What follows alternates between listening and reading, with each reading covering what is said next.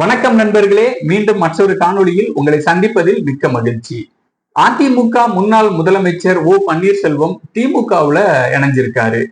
கல்லூரி படிப்பை முடிச்சுட்டு உள்ளூர்ல டீ கடை நடத்திக்கிட்டு இருந்தவரு அதிமுகவுல எப்ப சேர்ந்தாரு, முதல் முறையா எம்எல்ஏ ஆனது எப்போ, ஜெயலலிதாவுடைய நம்பிக்கைக்குரிய ஒரு நபராக எப்படி மாறினார் அப்படிங்கிறத ரொம்ப சுருக்கமாகவும், 2016 ஜெயலலிதா இறந்ததுக்கு பிறகு முதலமைச்சரா தேர்வு செய்யப்பட்டிருந்த அந்த சூழ்நிலையில முதல்வர் பதவியை ஏன் ராஜினாமா செஞ்சாரு, தர்ம யுத்தம் தொடங்கினது ஏன், மோடி இவரை ஏன் கைவிட்டாரு, தாவைக்காவுல சேர்வதற்கான வாய்ப்புகள் நிறைய இருந்தும் திமுகவுல ஏன் சேர்ந்தார் அப்படிங்கிற இந்த முக்கியமான நிகழ்வுகளுடைய அரசியலை தான் இந்த காணொலியில நம்ம பார்க்க போறோம். அதோடு கூட ஓ பன்னீர்செல்வத்தை இயக்குனது யாரு, திமுக, அதிமுக, பாஜக இந்த கட்சிகளுக்கு இடையில இருக்கக்கூடிய அரசியல் சூத்திரங்களை தான் இந்த காணொலியில நாம பார்க்க போறோம். 1951 தேனி மாவட்டம் பெரியகுளத்துல ஓ பன்னீர்செல்வம் பிறந்தாரு. உள்ளூர்ல பள்ளி படிப்பையும் உத்தமபாளையத்துல கல்லூரி படிப்பையும் முடிச்சுட்டு உள்ளூர்ல டீ கடை நடத்திட்டு வந்தாரு. 1973 அதிமுகவினுடைய அடிப்படை உறுப்பினரா சேர்ந்தாரு. அதன் பிறகு 1982 எம்ஜிஆர் இளைஞர் அணி செயலாளரா இவருக்கு பதவி கொடுக்கப்பட்டது. அதன் பிறகு 1996 தேனி மாவட்ட செயலாளரா தேர்ந்தெடுக்கப்பட்டாரு. 2001 முன்னாள் முதல்வர் ஜெயலலிதா இவருக்கு சட்டமன்ற தேர்தலில் போட்டியிடுவதற்கு வாய்ப்பு கொடுத்தாங்க.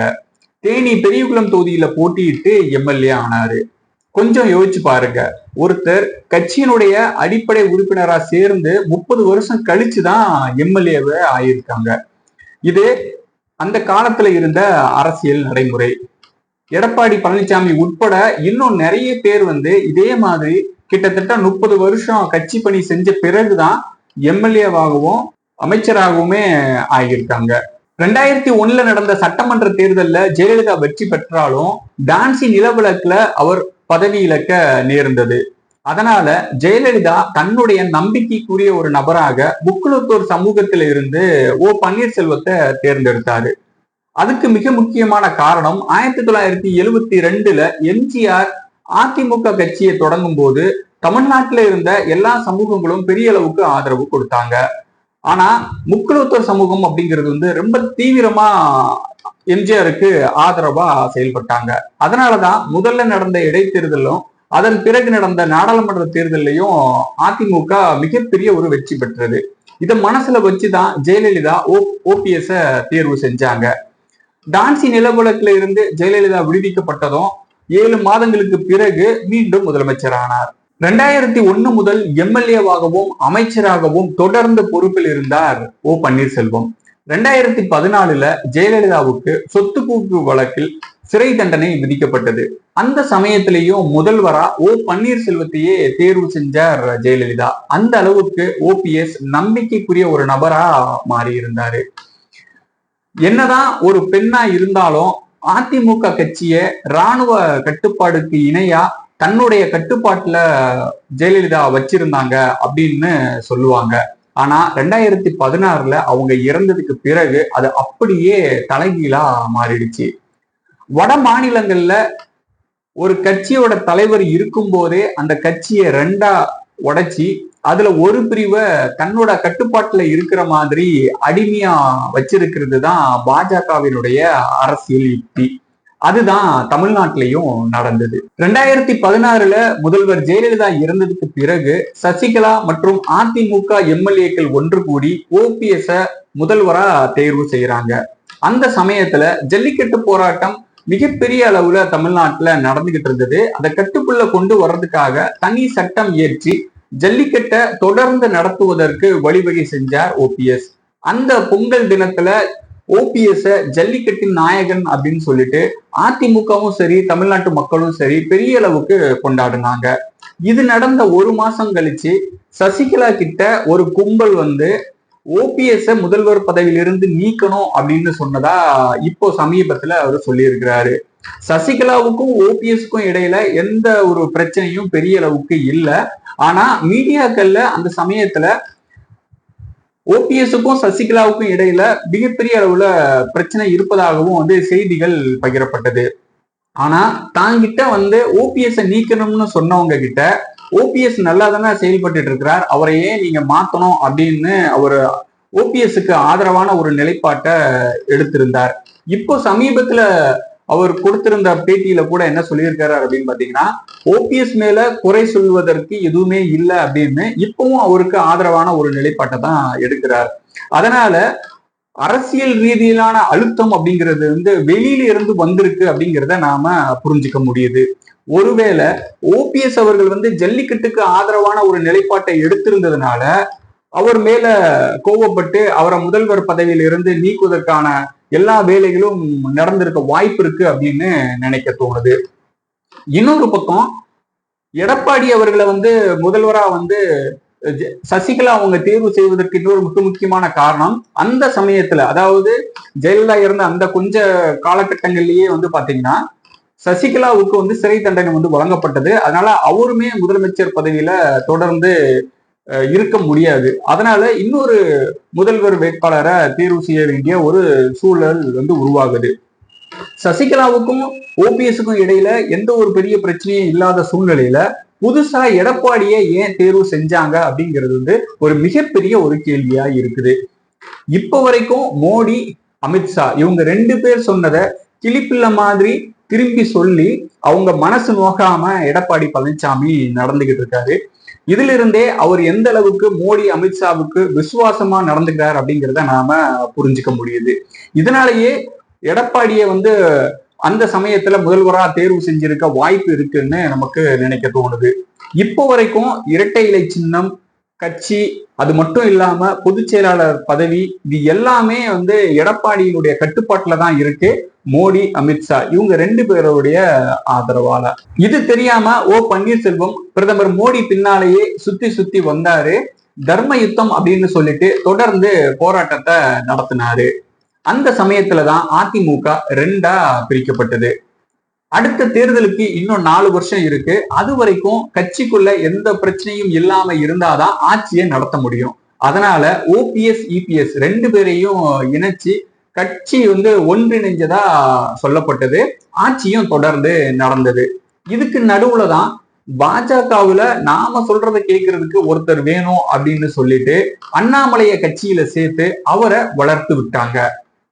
2021 நடந்த சட்டமன்ற தேர்தல்ல வழக்கம் போல மக்கள் பாஜகவுக்கு தோல்வியையே பரிசா கொடுத்தாங்க.